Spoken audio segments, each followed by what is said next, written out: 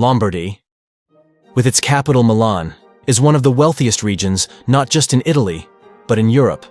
Believe it or not, its GDP per capita is higher than every region of the UK, except London. Lombardy is simply a powerhouse of industries ranging from car production to finance and contributes significantly to Italy's economic output. Lombardy is the perfect example in the north of Italy to illustrate the economic disparity that exists with the southern regions. It has a GDP per capita that is more than double than that of Sicily, in the south of Italy. But that, in fact, is an understatement.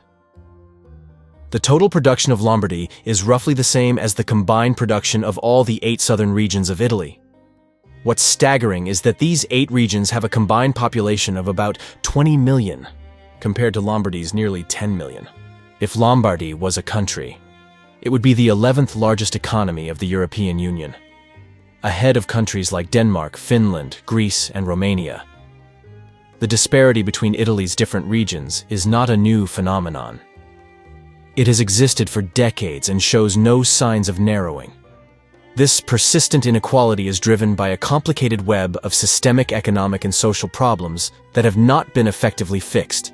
And here we will dig deeper into what's driving these disparities and its consequences. But first, we need to go back in time. Although the Roman Empire had its origin in modern-day Italy, Italy, as we know it today, is a younger country than most of the countries in the Americas. The unification of Italy, also known as the Risorgimento, was a complex process that took place in the 19th century, aiming to consolidate the fragmented Italian states into a single nation. Before that, Italy was basically a big, complicated jigsaw puzzle. We're talking about different regions, each with its own rules, culture, and even language. Someone from Venice spoke a completely different language than someone from Sicily. They were part of different kingdoms, governed by different rules, and often influenced or even controlled by foreign countries. Before Italy was even a unified nation in 1861, the differences between its northern and southern regions were already evident. Cities like Milan and Venice in the north were already buzzing with trade and manufacturing, serving as the financial and technological epicenters of the time.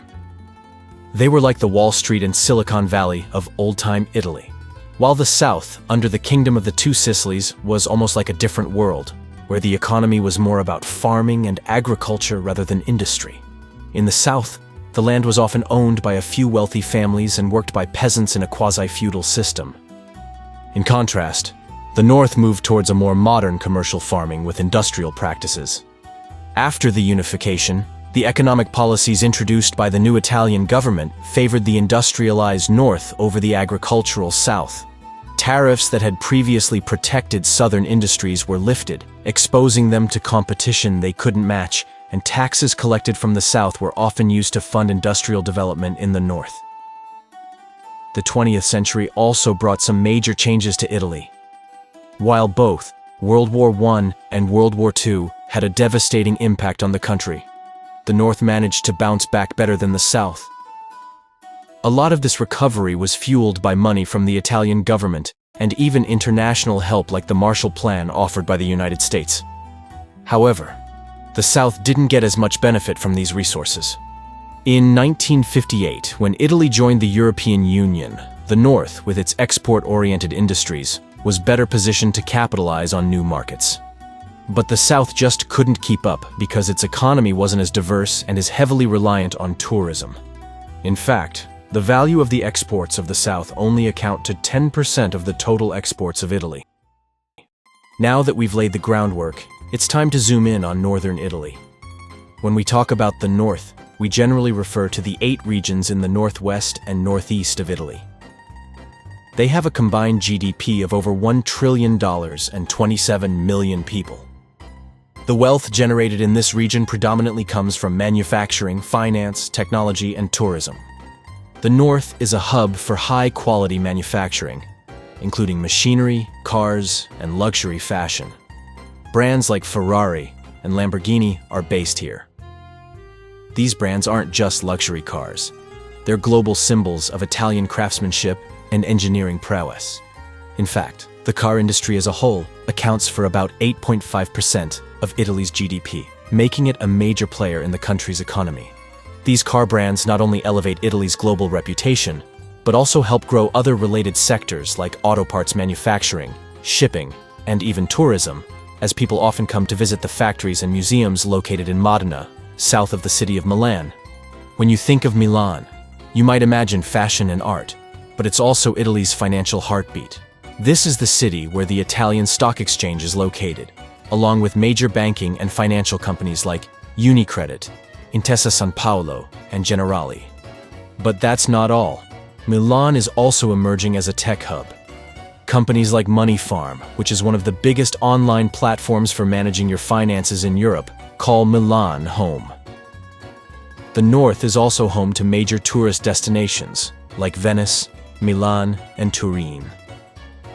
These cities not only offer a wide range of cultural experiences, but also generate significant revenue through hospitality, retail, and entertainment sectors.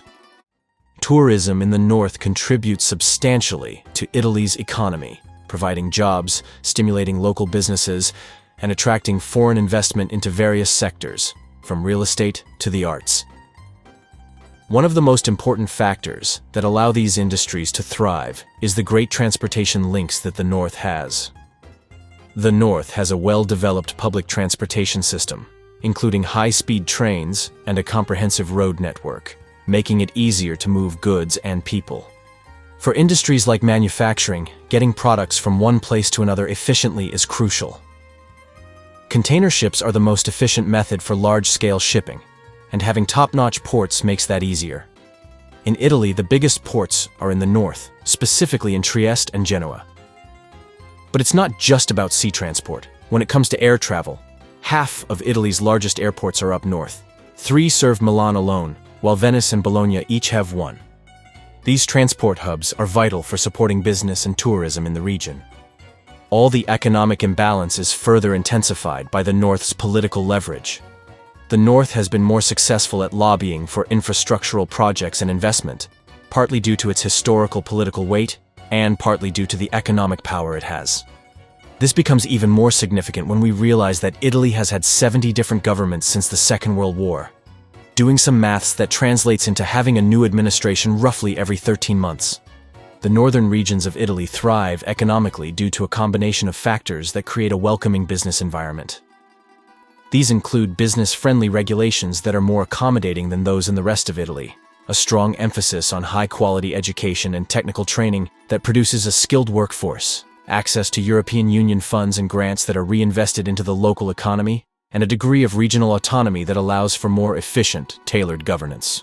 These elements collectively contribute to the area's prosperity and competitiveness. On the other hand, the south of Italy, also known as the Mezzogiorno, is over a third of Italy's area, has a third of the total population, but it's just a little over a fifth of Italy's economy. After the end of the Second World War, it was common to see poorer regions in Western Europe grow more quickly than the richer ones, narrowing the economic gap. This was also true for the South, from the 1950s up until the 1970s. During this period, the economic difference between the North and the South was around 30% of the average GDP. But that progress didn't last. Since the late 1970s, this gap has widened to shocking 50%. What makes the situation in the South even more difficult is that its economic challenges are all interconnected, making it a difficult cycle to break.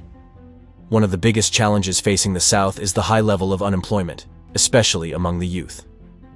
To give you an idea, let's consider Sicily and Campania, 2 regions where over half of the Southerners live. In these areas, the unemployment rate for young people aged between 15 and 29 is an alarming 35%. That's more than triple the European Union average, which is just 11%.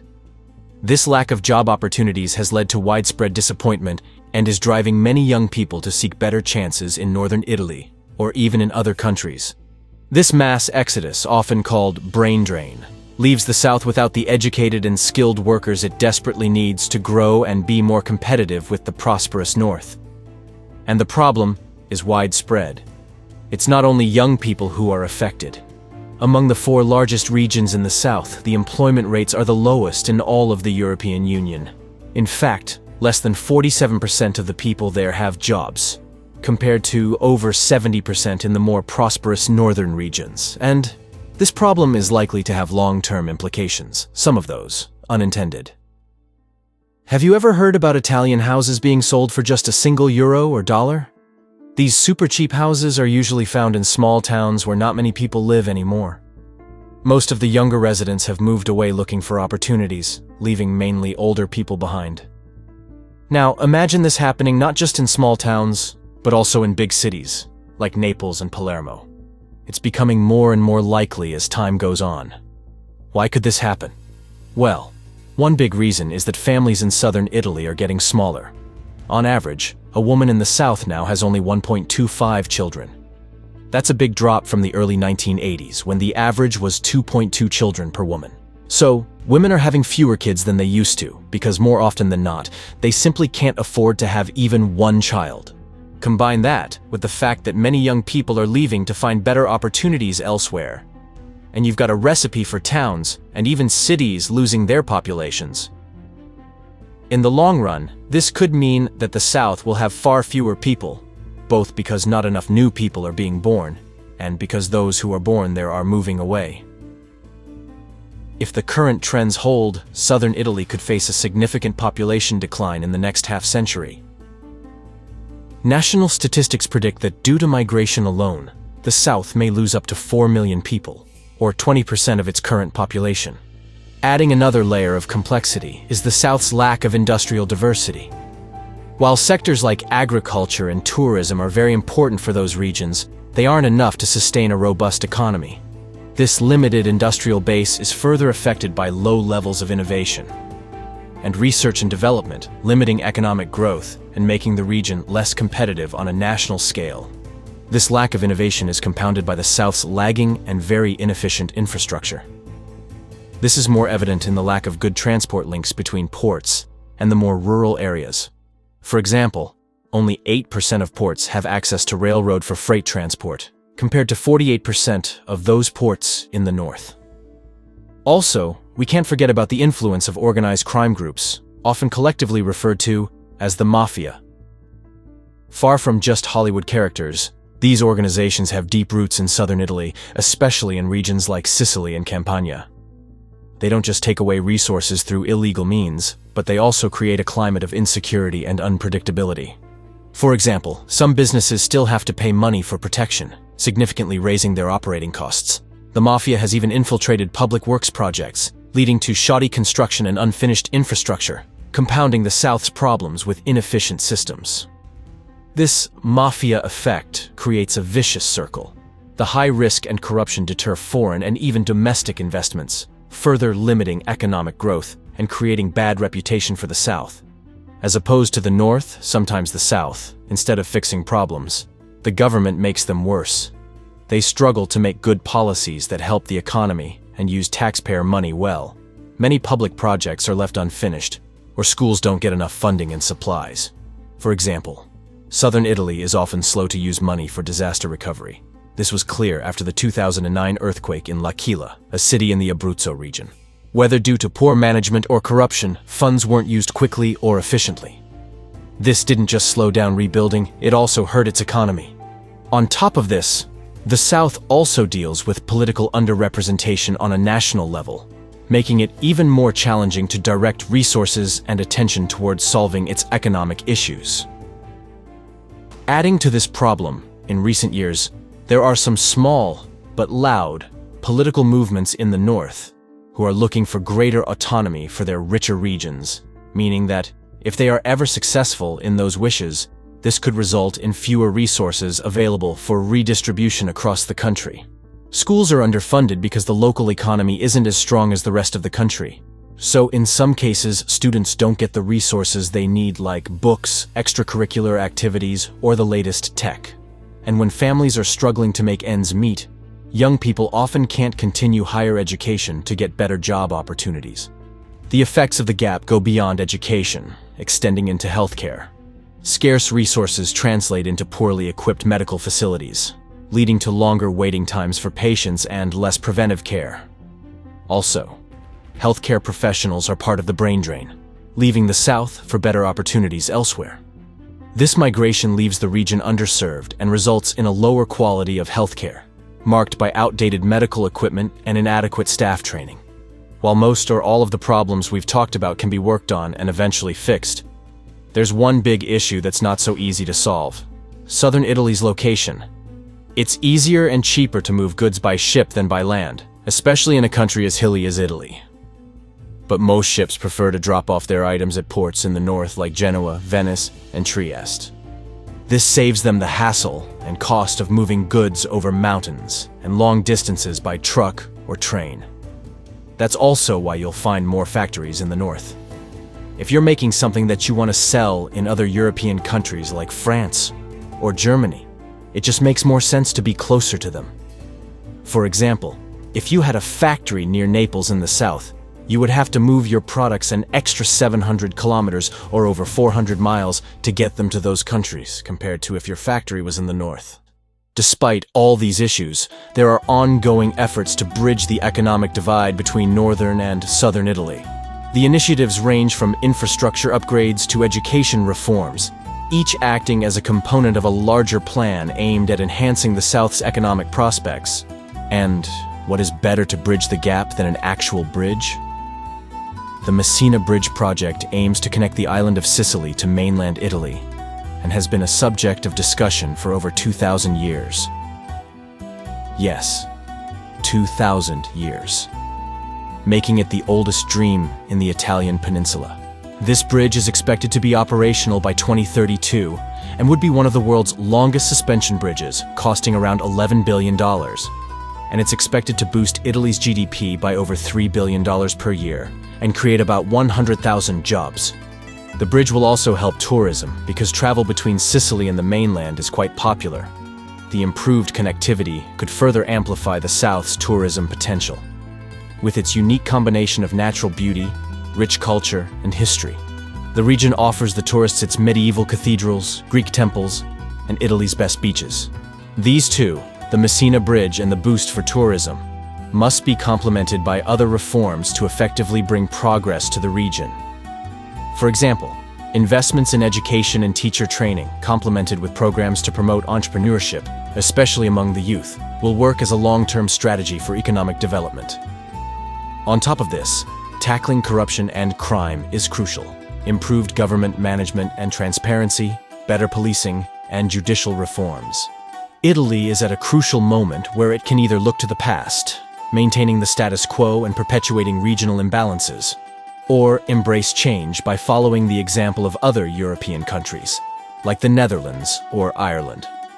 By undergoing a series of structural, political, and economic reforms, Italy has the opportunity to not just transform the South, but to lay the foundation for a more prosperous and unified future for the entire nation. If you enjoyed this video, give us a thumbs up for more content like this.